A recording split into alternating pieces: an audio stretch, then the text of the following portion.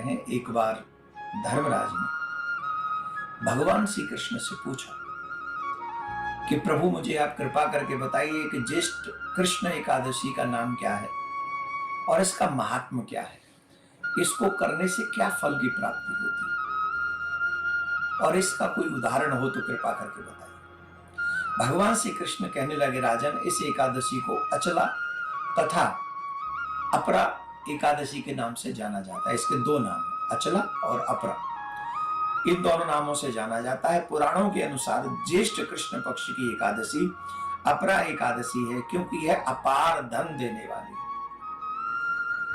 जो मनुष्य इस व्रत को करते हैं वे संसार में लोक ख्याति को प्राप्त करते हैं। इस दिन भगवान त्रिविक्रम की पूजा करनी चाहिए।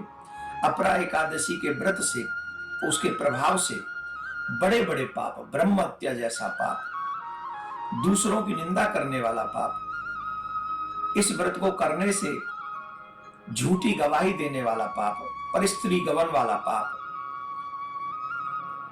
झूठे शास्त्र पढ़ने से जो पाप लगता है, कई बार ज्योतिष में भी हम लोग झूठ का इस्तेमाल कर लेते हैं, वो जो पाप लगता है, उन सभी पापों से सहज में ही मुक्ति हो जाती है जो मनुष्य अपरा एकादशी का व्रत करता है। यह व्रत पाप रूपी वृक्ष को काटने के लिए कुल्हाड़ी के समान है, पाप रूपी ईंधन को जलाने के लिए अग्नि के समान है, पाप रूपी अंधकार को मिटाने के लिए सूर्य के समान है, पाप रूपी मृगों को मारने के लिए सिंह के समान है।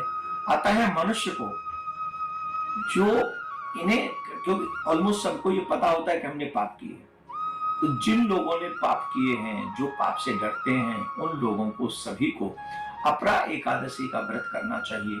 जो मनुष्य अपरा एकादशी का व्रत करता है वो भूत प्रेत पिशाच, ये तमाम जो योनियां हैं, उनका भी कल्याण। मैं तो कहूंगा कि जिन लोगों को पता है कि हमारे पूर्वज कुछ भी किसी घटना के कारण, अकाल मृत्यु के कारण वो भूत प्रेत बन सकते हैं, ऐसे लोगों के लिए भी व्रत की कथा, ये व्रत करना चाहिए और संकल्प करके फल उनको दे देना चाहिए, जिससे उनका भी कल्याण हो जाए।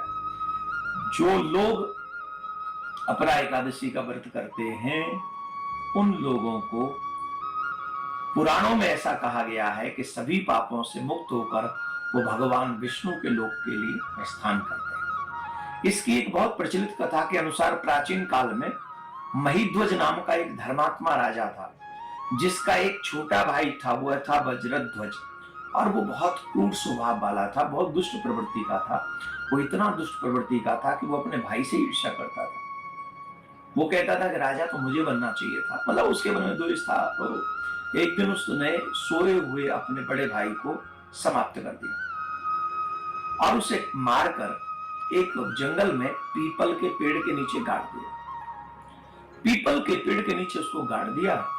वो गड़ गया उसमें, तो वो चूंकि अकाल मृत्यु हुई थी उस राजा की, महिध्वज की, तो अकाल मृत्यु के कारण उसे प्रेत बनना पड़ा। वो वहां अकाल मृत्यु जब हो गई तो प्रेतात्मा के रूप में उसी पीपल पर वो रहने लगा और आने जाने वाले लोगों को वो डराने धमकाने लगा।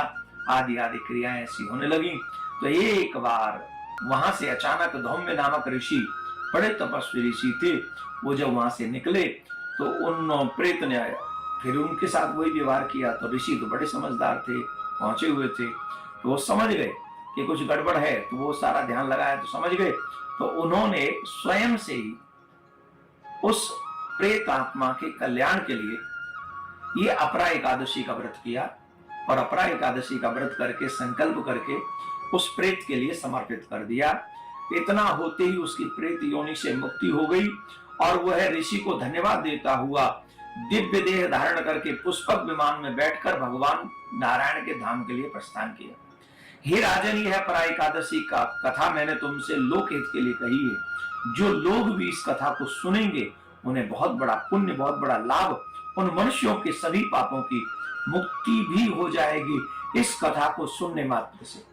विष्णु पुराण के अनुसार एकादशी व्रत रखने में जो भी इस व्रत को रखते हैं उन्हें ब्रह्म हत्या, झूठ, निंदा इत्यादि जैसे बड़े बड़े पाप जो हैं वो एक क्षण में ही नष्ट हो जाते हैं। इसलिए हमें इस दिन भगवान विष्णु का लक्ष्मी जी के साथ में पूजन करना चाहिए। पूजन करने के बाद में दीप दान करना चाहिए। तुलसी माँ को 11 परिक्रमा करनी चाहिए, वहां भी दीप दान करना चाहिए। इसका बहुत बहुत बड़ा महात्मा है और मैं